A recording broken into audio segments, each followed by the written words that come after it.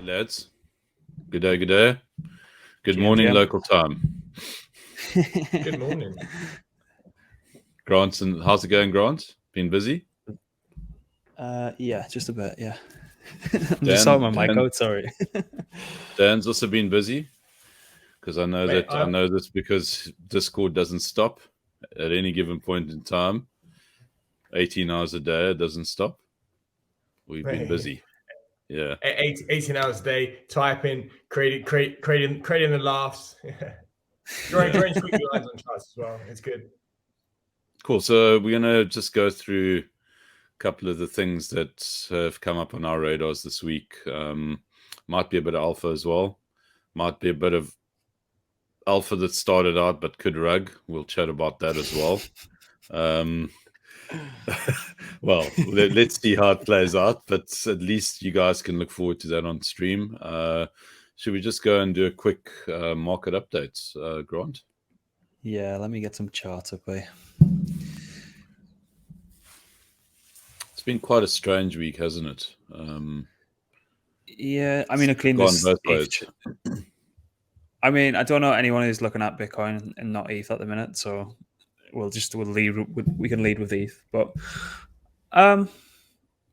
worried, or is this the Friday dump? It's so kind of, it's been predictable every kind of Friday and every weekend for the past however long. But obviously we've got the Lizard meeting today as well, if I'm not mistaken. So this could be playing a factor into it, but who knows? I don't know if there's anywhere to check kind of pre-market data, what like kind of equities are expecting to come out of that. But you know, Big Powell's going to have his say on the markets, isn't he? So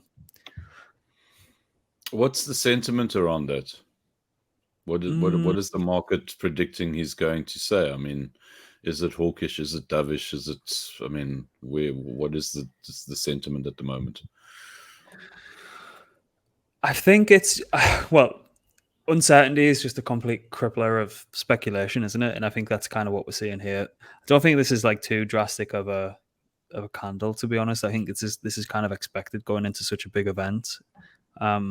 Naturally, you're going to get people who are putting shorts on, that they're maintaining long, just getting delta neutral into that, so they don't have to kind of face any volatility. But at the same time, you've probably just got the average retail investor taking a little bit off the table because they don't know how to define an edge in such big events. Like personally, I don't, but I still think there's a lot more juice left to be squeezed out going into the merge, even though that's turning into slightly a meme at the minute. But I think this is just natural. I mean, trend line looks okay. I'm not too worried about it. I mean, last Friday when I went away, you fuckers tried to just destroy my weekend. So this is but a scratch compared to that.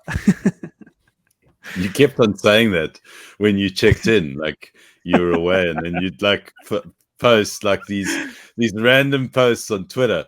Just but a scratch. Just but a scratch. Don't worry. Up only. Just but a scratch. Dan, your thoughts on this chart? I know that you've been very much with your head in that chart. I mean, what are your thoughts? Short term today, I see just generally dipping more. If you look at what they're going to be discussing at the Fed, they say it's a retreat. So they're all going there to basically like get pissed and have a really good time. But if you look at the minutes, so the minutes was super like hawkish. So it makes sense that today we have a nice little dump ready for the ETH2 merge pump.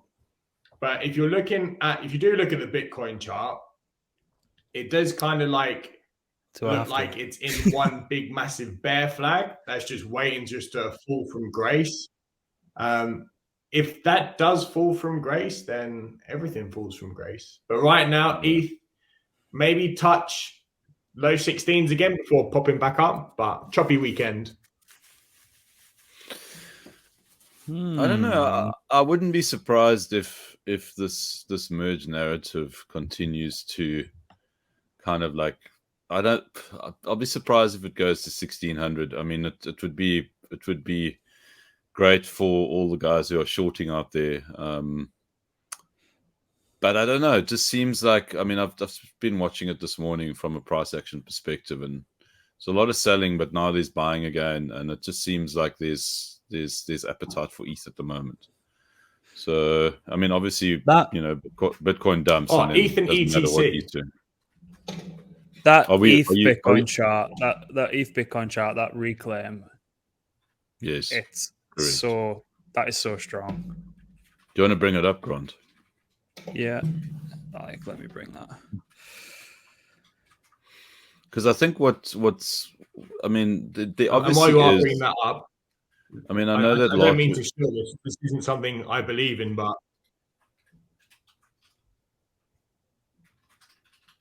Go ahead. What isn't something you believe in? I'm lagging. Not speaking. I was going to say I don't believe in it, but ADA is up almost 4% on the day. That's not good. That's like one of the signs of the apocalypse, isn't it? Absolutely, it is.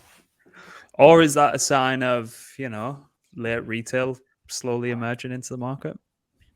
I don't think retail. I think you're grasping at straws here, sir. I don't think retail is anywhere in the wilderness at the moment. I think they're sitting in their log cabins and they're not venturing out. Saying that, I've got like a couple of normie friends saying, "Is it time to buy ETH yet?" So, But yeah, just getting back to that ETH Bitcoin chart, it's like that reclaim there of that kind of trend line, that is super strong. This is such a nice kind of correlated chart with regards to kind of EMAs. Just like look at this bounce here. It's perfect reclaim of that trend line. That can only be bullish for this chart, in my opinion. It looks great. I mean, they can both go down together, and ETH against Bitcoin still looks good. So, well, I mean, we're at resistance right now, aren't we? That's what's going on here.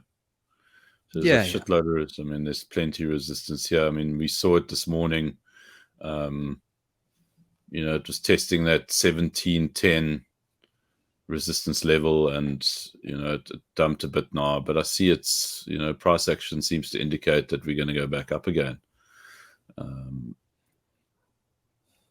It's just one of those things, isn't it? Like particularly into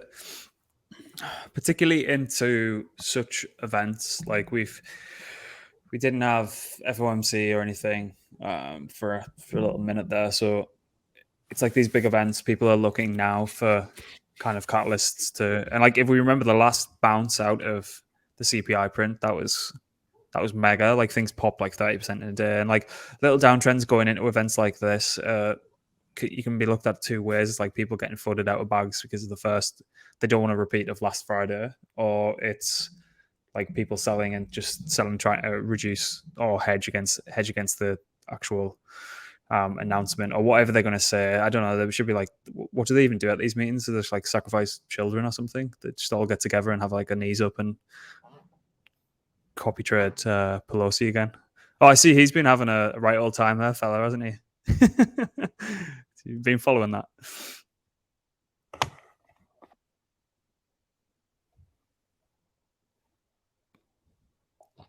You're on mute.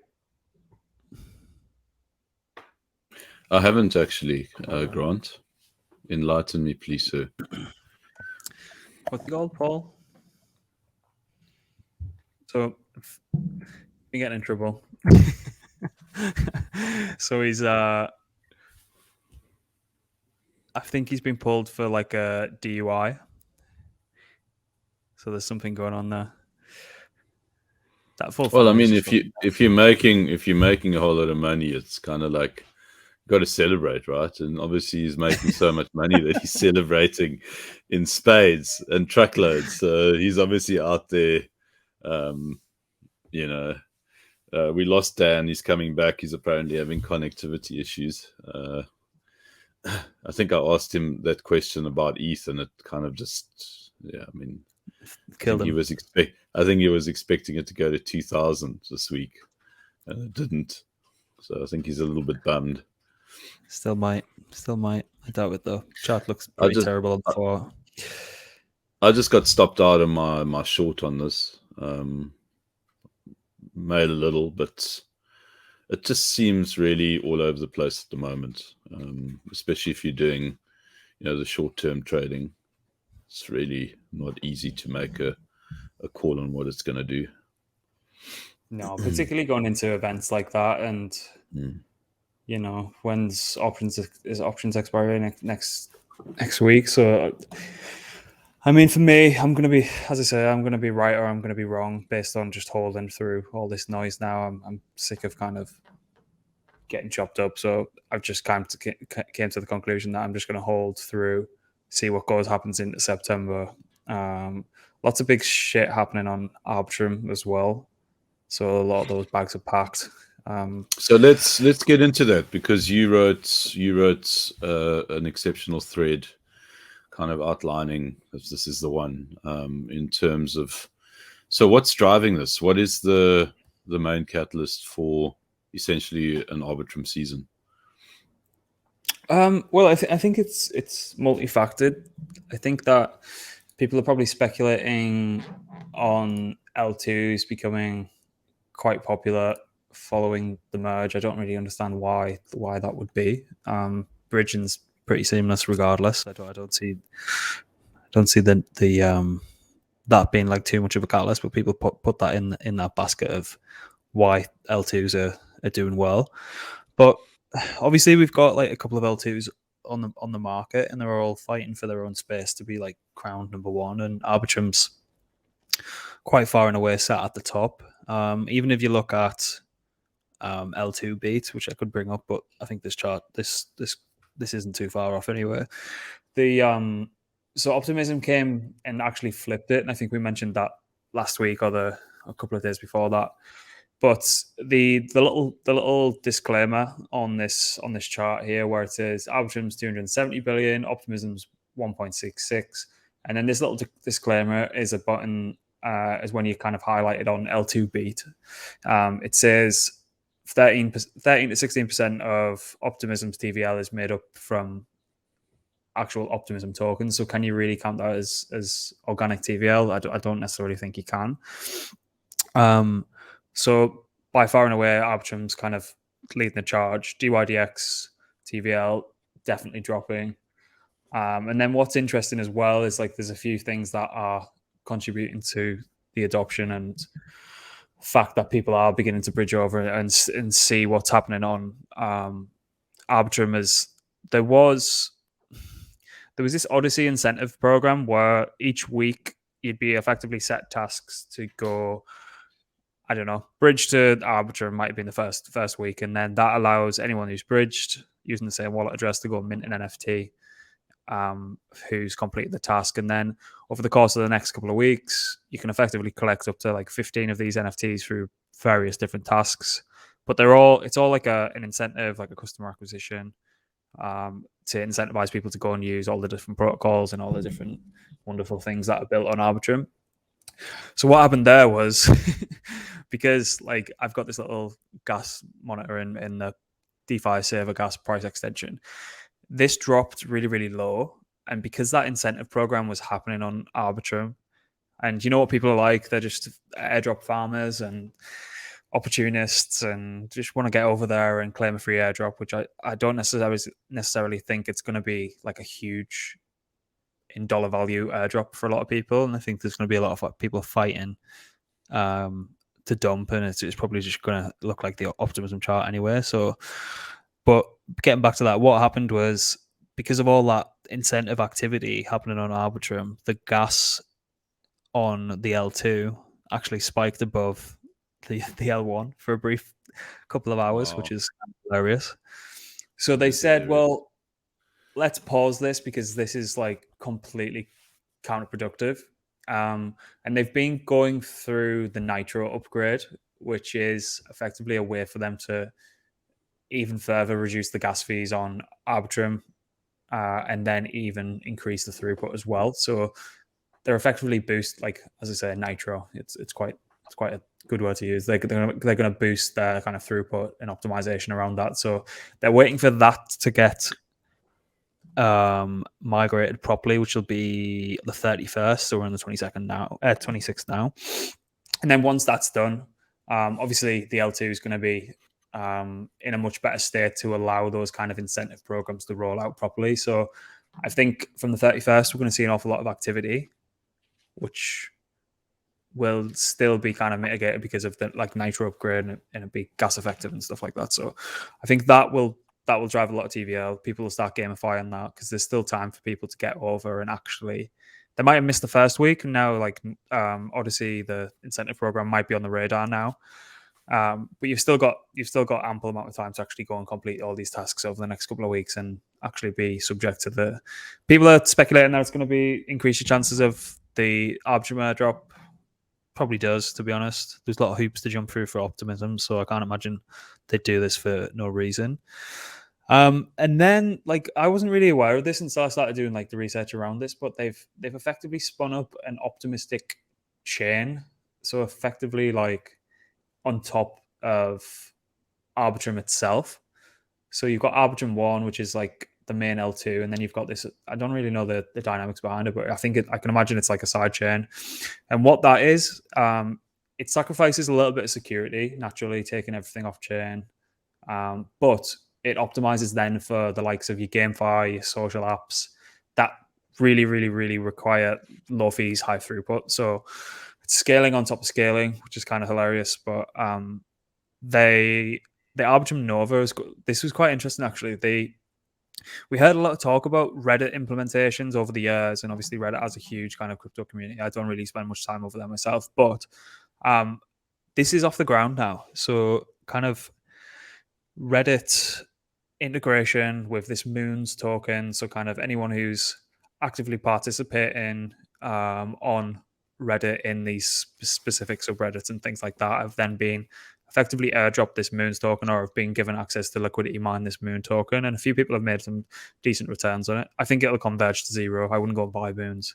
People are just farming it effectively. But it's good to see that the likes of an L2, even if it is Arbitrum Nova, like an extra layer on top of Arbitrum, is that's big business development. That getting Reddit implemented on there for like the community point system, and like you could look further down the line, and people are probably going to be big social network platforms like the likes of your Twitter and wherever has active community participation. They're going to be looking at Reddit, seeing how well they do off it, and we'll probably see more and more of this integration. So I think it's a big deal. I think it's a bit overlooked, and then obviously all the projects should, in theory, benefit from TVL and people coming over. Is there just to kind of pause your breakdown on this Arbitrum on the Arbitrum? It almost seems like progression, like it seems like Arbitrum are like, okay, well, we've put this ecosystem together. It's got like a lot of the whales on here, and it's generating a lot of TVL, etc., etc. But we're not stopping there. We're taking it a step further, like you say. This whole Reddit thing is, really taking Web3 to the next level, or to the level that it needs to be, and that's all about community involvement. And when you were talking about, the community points, it's exactly the same as in my mind anyways, what Metis are doing around their reputation initiative. Like, how do you become identifiable in a blockchain or an online space? Well, in a gaming sense, you have an avatar. In the blockchain space, you have reputation based on what it is that you've done, and all your actions, your investments, your liquidity provision, all of that gets gauged according to a point system, depending on what the ecosystem demands of you. In Metis has their specifications, and obviously Arbitrum are doing the same thing now, which kind of in many ways goes back to that original paper that Vitalik wrote about, even before Ethereum was created, around having essentially a blockchain avatar that is accountable according to your actions, and people can then view you as this kind of blockchain avatar. And it looks like Arbitrum, from what I can see, are doing a very similar thing. Yeah, I think a lot of them will converge to look pretty similar, but like the whole, like, I've never been one for it myself, and I don't know if you guys have, but there's a lot of like Mantra and people like that in the Discord and Shinji, and they've they've done seriously well off airdrops, but I think this one's like a little bit, you know, everyone's kind of on the ball for it. You can see that with activity regardless. I mean, L2 fees, flipping L1 fees, it's just like, it's not exactly like alpha, is it? And I don't think we're going to see like a great, it might be good. It might, I don't know, you might get a couple $100, a couple of grand off it. That would be great. I mean, I fucking should do the amount of money I've lost over there. But if you look at, like what happened, let's have a look at what happened on Optimism drop launch. I mean, we pointed this out probably 2 weeks ago now. We've seen kind of activity in TVL decreasing, but you just get this kind of, you get the people who just take profit immediately, right? And that bottomed out at 75% before kind of further emissions hit that and drew down. But you could, I don't know, like what are you gonna see with regards to kind of utility for this? I'm pretty sure they're licensed companies. Don't think they want to get too exotic with their token. Would Arbitrum Nova be subject to using Arby as gas? I don't know. But I don't know, but I think, I don't know. Go on. I was gonna say, I think, and we've brought this up before, anybody doing anything on Reddit has a chance to be like F-bombing huge. Take it back a couple of months ago when Reddit made the announcement that they were going to have an Ethereum-based wallet. Fantastic. That's connecting, 430 plus million people to Web3 in an instant. You've got the Wall Street Bets community on there. They skyrocketed AMC, GME, all of those big projects. Rewind 2 weeks ago, we were talking about Polygon were making NFTs for Reddit. Now Arbitrum has got their own, cash ticker moons on there. As of yesterday, so I just put up here now, Reddit starts the airdrop of Polygon-based collectible avatars. So I think anything that's going to touch Reddit in the crypto space, when you've got like a bunch of degens over there that will just like, do whatever like the chairman says or whatever the community says, I think it's going to be absolutely huge. So the fact that they're tapping into that, they're tapping into 430 million people in theory. That's huge. That's a great point. I mean, like we obviously look through everything with like a token value lens, don't we? Because that's what we do all day, every day. We're trying to find underappreciated assets and try and turn a profit off them effectively. But I think looking at a longer time horizon, that like it's one of these kind of marketing tactics and tools that Arbitrum are going to do really well of to actually onboard people into the space. And it's probably something that can't necessarily be quantified from the outside looking in, but just giving like that tiny little incentive for people to actually go and open a wallet. And it'd be interesting to see the Arbitrum Nova wallet addresses and see how many there actually are. And just like little things like that, they're already in their kind of safe space. Reddit's their domain. They don't come over to Twitter. Twitter's a scary place full of lunatics. So they're already in the safe space. All their friends are trying out this wallet. They're trying to like actually going on chain for the first time. So I think it's brilliant. Like I really think it's great that they have these incentives. Not probably the best kind of investment, but in the long run, I think it only does the space a really good service, in my opinion. Just to kind of leapfrog this, do you think Arbitrum will ever have a token? Yeah, 100%. Yeah. They'd almost be silly not to. They have to. But it's not really you know what? It's actually, the question is when, and it will be interesting to see when it happens. My guess is they'll wait till we're back in a bull.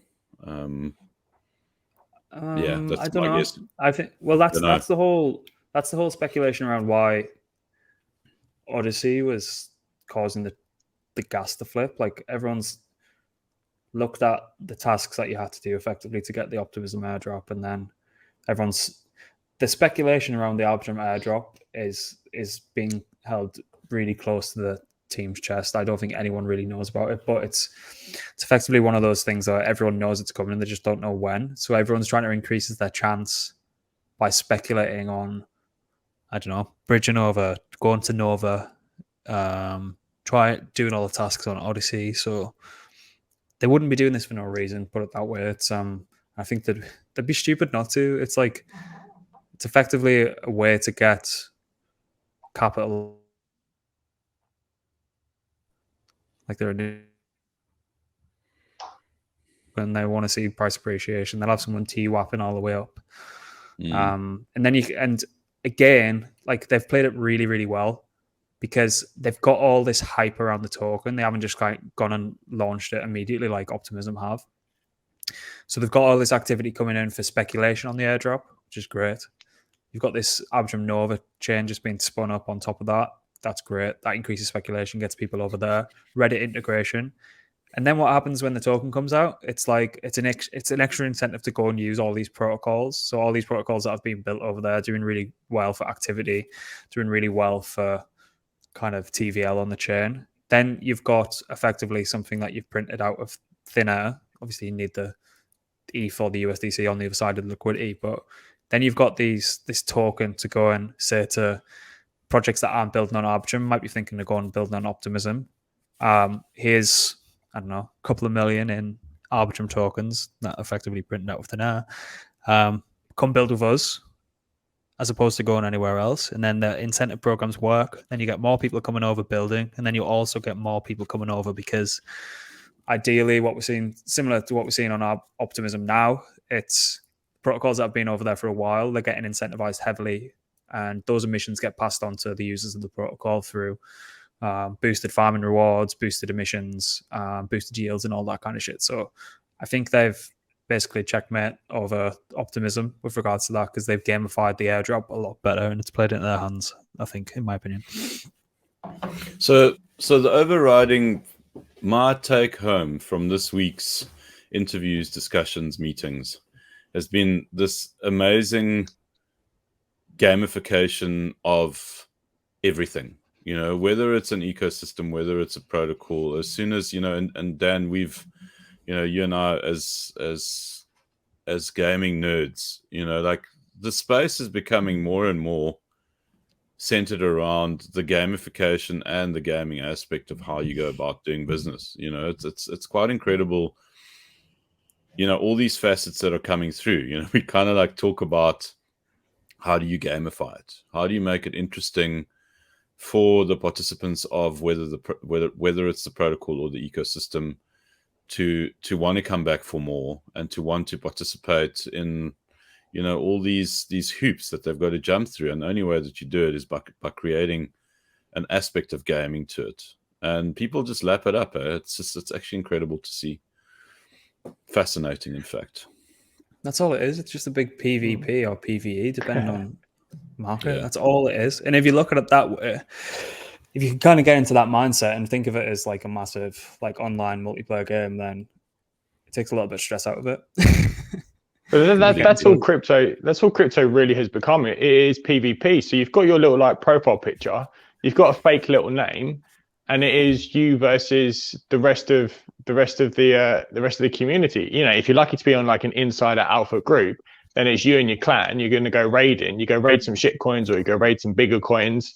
You know, you pump it, you dump it, and then you move on. It's genius. Speaking like of crypto's genius. I seen a brilliant tweet about about Pelosi. We talk so much about her. She's like on the phone saying, "Oh, it's like this meme of her on the phone saying, it's okay in the crypto industry. We call insider trading alpha, so we'll be fine." It's true. Speaking of insiders, Sam Tabasco is leaving Alameda. Ooh. And she's been replaced by Caroline, who's been there for a co-CEO for quite a while now. But I think Larry, I can't remember his second name, he said like Sam hasn't really been calling the shots for a while now. So any of the brutalness in the market might have been coming from Caroline. It'd be great to actually see if we can get her on further down the line, I think. But yeah, what do you think?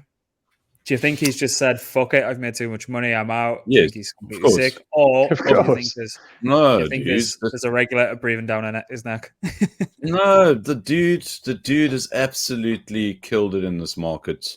He was at the forefront of everything. I mean, we know how influential and how involved Alameda are, and he was the CEO. I mean, he was joint CEO with Caroline, but I mean, his incentives were there. I'm sure. You know, he's far too intelligent not to have had huge incentives. I mean, he stated it very clearly. I bought myself a boat, and I love it, and I'm happy, and I'm really happy. I think he probably repeated the fact that he was happy at least 3 times in this thread. Dude, when you've made money and you've bought a yacht and you aren't happy, then nothing's going to make you happy. You know what I mean? After that point, guy's happy, he's made his money, and he's going to go and enjoy his life. Simple. That's all anybody wants, right? 10 figures in the bank. And a nice boat to sail around the world on with some of the finest, like, you know, Dom Perignon, or some of the finest, like, red wine from South Africa or whatever. Mate, that's a good life. Mate, that's a good life. The thing is, Dan, I'm of the opinion that life is a very simple thing from that perspective. It's kind of like figure out what makes you happy, and then go and do it. You know, it's that's what it is. You know, some guys just think that making more money makes them happy, and then they just never stop, you know. And then other guys figure it out early on, and it's like, well, I want a boat, I want 10 figures in the bank, and he's probably got 11, who knows, and let me go and do what I need to do so that I can be happy. And I think Sam, the only way we're going to see Sam again is if he gets bored doing that and wants to come back and try something more or something different. But the guy's been hugely successful in the space, and he's completely and utterly dominated the market for the last year and a half. It's a done deal. Good for him. There was a tweet that came up this morning. Sorry, I'm just trying to find it now as I bring it up, which I thought was quite timely. So FTX and Alameda merged their VC operations from BBG. I don't know, BBG, Bloomberg, obviously. So that's very timely. Maybe, I don't know. I'm just completely speculating. Maybe he's thought, fuck that. I'm not going in the crosshairs of Alameda and FTX. Obviously, it's for their VC operations. They do have FTX Ventures, which, you know, I don't know. This I don't know what it's a chicken and egg situation. I don't know which ones came first and what the reasoning behind it is. You could probably get into it a little bit more in this article, but I don't know. I just always have my kind of speculations when shit like this happens. I bet he's just using a new pseudonym on Twitter, and he's never actually going to leave. He's just going to come up with a new personality and just be hidden. You can't leave this space ever. You can if you go and find some islands in the Pacific, my friend. I could introduce you to some of those, and you won't want to look back. I mean, it's and some exotic women, you say? Yes, now we're definitely. talking. Now we're talking. Which island we starting on? I mean, just go and look at French Polynesia. I mean, there's just so many beautiful places there. I mean, it's Indian Ocean as well. It's got tons. You know, the Seychelles, probably one of the most beautiful places on the planet, and you can get lost there. And the last thing you want to do is look at a mobile phone. You know, it's just. But just before we go on to those paradises, Grant, did you just say the Isle of Man? Did he really? Some beautiful ladies over on the Isle of Man. Oh. Right. Moving on. So Sudo Rare Rugs for 800k. Who'd have thought it, eh? So obviously someone's trying to capitalize on the pseudo swap hype. Try to merge together effectively what Lux Rare did to OpenSea, which again didn't exactly do well over the long term. All it did well for is the small team of VCs who effectively siphoned 11 million off a couple of months after through fees. So Sudo Rare, someone spun up. I mean, they didn't siphon them off in a bad way. It's just like it was all in the white paper and shit, but it was just a bit scammy to me. So Sudo Rare Rugs 800k. Tried to build on the hype of SudoSwap, try to put this Ponzi-nomics of LuxRare on top of it and then take it from there. It was the most obvious rug of all time, but 800,000 of people's money's gone. So, oh, Jesus Christ, that's a lot. Yeah. Oh, and let's see how that looked actually. So, all right. So it looks like I'm just basically looking at the the sell. So it looks like people have been incentivized to deposit XMON, which is tied to the SudoSwap token,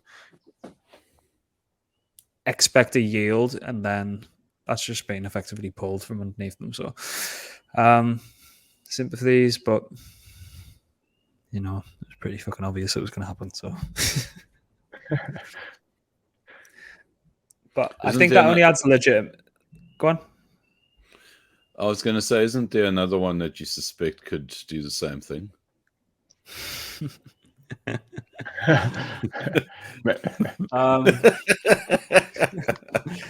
Maybe. That's not an NFT project, though, is it? No, it's not an NFT project. Okay, you wanted to move on. Let's say anything microcap, just be careful. Just for the record, to all the listeners and the viewers, this is definitely not scripted. Definitely not scripted. all I'm going to do is flash this on the screen for like 5 seconds, and it's how Arbitrum minimizes MEV. So, be wary of MEV projects popping up on Arbitrum out of nowhere. Anyway, swiftly on. Just on the hold on. Just on the topic of MEVs. Just on the topic of MEVs. Okay. Ladies and gentlemen, if someone is offering to sell you an MEV product, just take a moment and consider the following. Would somebody who is making X amount of money a day from an MEV script or bot want to sell it to you? Why would they want to do that? In what reality do they want to sell you something that is making them money? Just think about it. Take all the time that you need. And if you still shell out money for an MEV product, then you deserve to be rugged. That's all I have to say. As a community announcement, listen carefully and think before you pay money for something like an MEV project. Okay, moving on. So Trader Joe, the wait is finally over, introducing the liquidity book. So effectively, from my understanding, they've implemented these kind of bins. It's around like a concentrated liquidity model, similar to a Uni V3, but it's not Uni V3 because that is effectively under a business license where people can't fork that until I think it's like middle of next year. So Trader Joe spun up the liquidity book. Effectively, I think the way it works from just glancing over the documents is they have like these bins, like this bin type model, or like you can think of it as if you're looking at the top of a cross section of like a Russian doll. If this makes sense, just stop me if it makes completely no sense. So with Uni V3, you select a defined range to deploy liquidity to. And that immediately is just completely out of bounds for retail because it just gets confusing really quickly. What Trader Joe have said is come select specific ranges with us, like these little bins. So let's say AVAX is at $20. You might have a bin that is from $18 to $22, and then you might have a wider range that is, I don't know, 15 to 25, and then 10 and 30, and so on and so forth. So what that does is it allows liquidity to be centered around the specific price at that time. Deep liquidity, lower slippage, greater trading experience, more fees. The downside, I suppose, is you're going to have to completely monitor that and be kind of on the ball with your actual LP deposits into these specific bins. If you want more fees, then you can go with the really tight range. But if you want less chance of being kicked out on an LP, then you'd probably go for a wider range. So, I mean, you could probably deploy across separate bins, if that makes sense. So you get like a good spread, good kind of exposure to different kind of ranges on the bonding curve. So interesting. Did Joe pump after? I can't imagine it did. I wanted to do well, but it's just kind of, everyone's scrambling around to fix the tokenomics, and Joe's just been farmed to death, hasn't it? So Yeah. sad really. It's what's sad about it is this doesn't reflect how good the product is. It's just tokenomic design is really difficult, particularly when you need to incentivize. So those who do it right are going to do really, really well. We'll see. It's something that you've been doing a bit of recently, haven't you? Just advising projects on tokenomics and that kind of stuff. Yeah, I mean, there was a few. It's if you're doing this all day, every day, you know what works and not what doesn't, and you know the pitfalls that come from it. It's like, but then again, you give advice and it just gets completely just ignored, and they go to Ponzi. Well, but I mean, I heard that you're extremely expensive, and now they've decided to take you seriously because you're demanding so much money for your services. So that's not a bad thing, right? I'm not. I'm a cheap whore. Here I am trying to elevate your status, and you come back with that. Come on, man, Grant. We scripted this beforehand. We discussed it. No.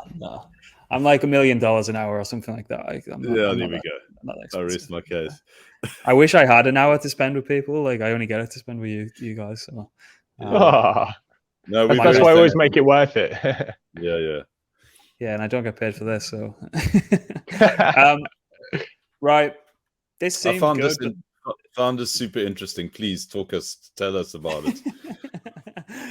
So Coinbase, or Fedbase as they should be called, they've added support for wrapped stake Ethereum, so CB lowercase ETH, which is effectively a liquid staking token akin to Lido's staked ETH. Obviously, Coinbase being a large kind of validator on Beacon Chain, but yeah, they created all these nice graphics and go into it. Right, before I move on to the next tab, because I think you guys know what's on the next tab, but what's the immediate thoughts around that? Well, I thought it looked pretty positive, but then in light of who's doing it, I was completely dismissive of it, and then I didn't look past that point. And I know that's not what we necessarily do, but these guys, I just find it really difficult to engage with any product that they put out there. They're just, I don't know, they're just very, very difficult to take seriously, and even more difficult to like. So that's where I was when I read this, and that's why I was hoping you'd tell us, because I copped out of it, and I do apologize for doing that. But is it needed? Why do they need a CBD? A CBE, and then are we going to get mate, you can tell you can tell where my head's at right now. It feels good. But then will we get a KU ETH for KuCoin, and then a BNB ETH for BNB for Binance? We should. Because what's happening is staked ETH owns a ridiculous amount of the validator set on the Beacon chain, and it's people are getting worried that is tending towards and pushing towards more centralization and centralizing forces, because Lido owns such a fucking large share of staked ETH. So there are a few Rocket Pool ETH, Swice that we talked about in the news a while back. Binance are a huge validator as well. All these exchanges should be validators if they've got a shitload of ETH on their balance sheets and things like that. But I think it's good in pushing towards being another competitor for centralizing forces on Ethereum POS. And yeah, you should probably see KU ETH and BNB ETH or whatever they want to fucking doll it up as. But we should see more liquid staking providers. But the issue is, this next tab's just fucking hilarious. So someone dug into the staked ETH contract, and immediately it's popped out that there is a blacklist function for it.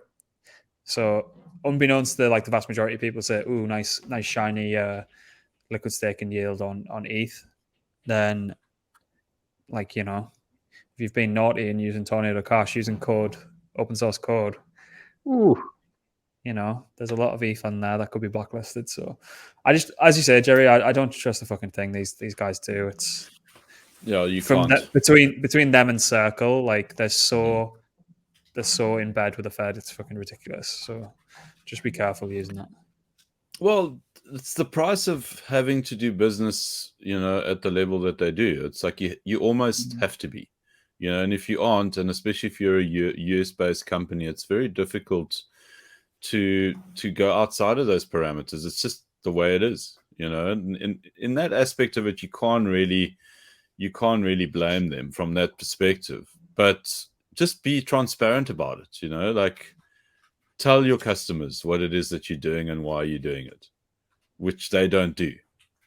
And I think that's where the issue comes in, and that's why people are not necessarily big fans of what it is that they do and who they are. Yeah, it's kind of worrying, isn't it? The way they're going. I don't know. Fuck them anyway. Right, what's next? Oh, we've been over that. That's been over that, yeah. Right. Okay. Anything else, gents? We've got some writing to do, so if there's nothing else we need to cover, then let's wrap it up and get it posted. Yeah, just to wrap up, please like and subscribe. We do appreciate it, and so do the algos. And as you guys know, we're trying to build something here. So help us be better. We bring this stuff to you guys for free, and we obviously want to carry on doing that. And the way that we do that is by getting our streams sponsored, and your likes and subscriptions, help it, and it doesn't interfere with what it is that we do. We've obviously got the Fed meeting later on today. Expect a lot of volatility. That's what I'm expecting. So play it safe, play it carefully. Make sure you've got your business in order, and don't get caught. And don't get liquidated, guys. Keep it tidy. Yeah, awesome. Yeah, thanks a lot, everyone, and do all that like and subscribe stuff. We did hit 1,000, which I'm really happy about. So thanks everyone who did that. 10,000 will be the next celebration, I think, and then when we inevitably flip bankless. That's a boozy night in Bali. Let's go. Cheers, lads. Yeah.